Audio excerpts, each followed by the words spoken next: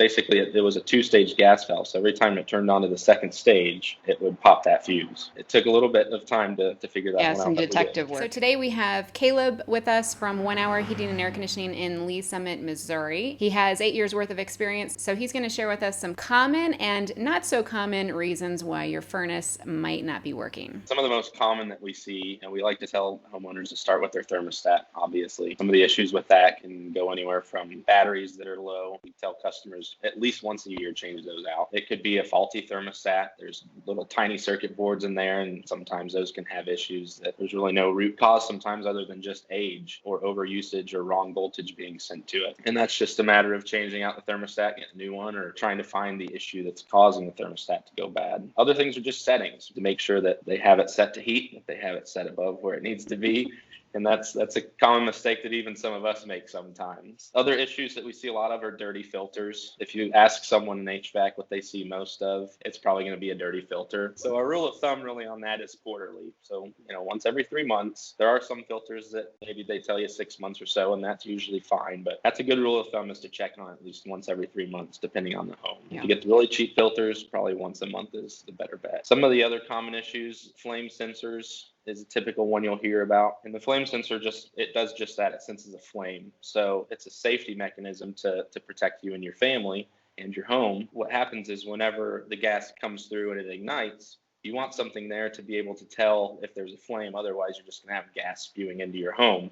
And the next time, you turn on the stove or you light something, a candle, it's not going to be pretty. You're going to wish you had that flame sensor. So the flame sensor can get dirty, and that's something that we do on maintenance calls is we clean that and we make sure that it's able to tell that there's a flame. So definitely a lot of these can be avoided by doing just routine maintenance. So what are some things that are kind of uncommon that you've seen that might cause a furnace to stop working? There's been a lot of those. We have actually had one here recently. It's kind of hard to explain even. What I like to tell customers is it's kind of like taking your car in. Sometimes they're not able to find it that day because it's not acting up or anything like that. And you just continue to have to take it back and they try to find it. Unfortunately, sometimes that's the same situation with HVAC. And one of the issues we had the other day was there's a little fuse on the circuit board, and it'll pop whenever there's voltage that's either touching something it shouldn't, or the voltage is maybe a little bit too much than it should be. And in this particular issue, every time that it got to a certain point on the furnace, there were really about 3 or 4 things that it could possibly be. So we ended up buying 3 of those parts to take back out to the homeowner's home, and it ended up being the 3rd part that we replaced.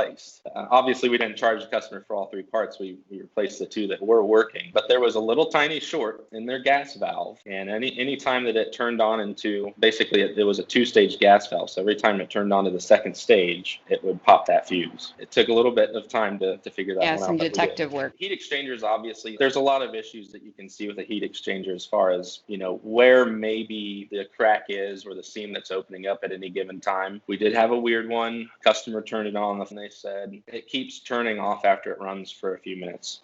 And so we went out there, we took a look at it, and we found out that it was overheating. So a lot of times overheating issues can be because of a dirty filter, which they didn't have. It could be because the ductwork's not correctly sized, and that wasn't an issue. Looking into it, what we found out was there's a little piece on there, once again, to keep your family and your home safe, called a high limit. And this particular high limit that was tripping was on the right side of the furnace, whereas they also had one on the left that wasn't tripping. We opened up the system, we got to looking at it, and we found that the evaporator coil, which is the piece that sits on top of the furnace, it's usually an A shape. This one was an N shape, which is a little bit less common. The N shape basically is a shorter coil, but they both do the same thing. And so where that N comes down, if you can picture a capital N, that little piece was above the cells of the heat exchanger. And so there was only about that much space in between. And so long story short, it came out that it was the manufacturer's issue. No one told us anything about it, but we basically had to have what they call a riser, which is about a 6-inch tall box of metal that sits between that coil and that furnace so that it allows more airflow across that high limit. So that was a very weird one. Well, thank you so much for your time. I appreciate you talking Not a problem. to me. Yep, anytime. All right.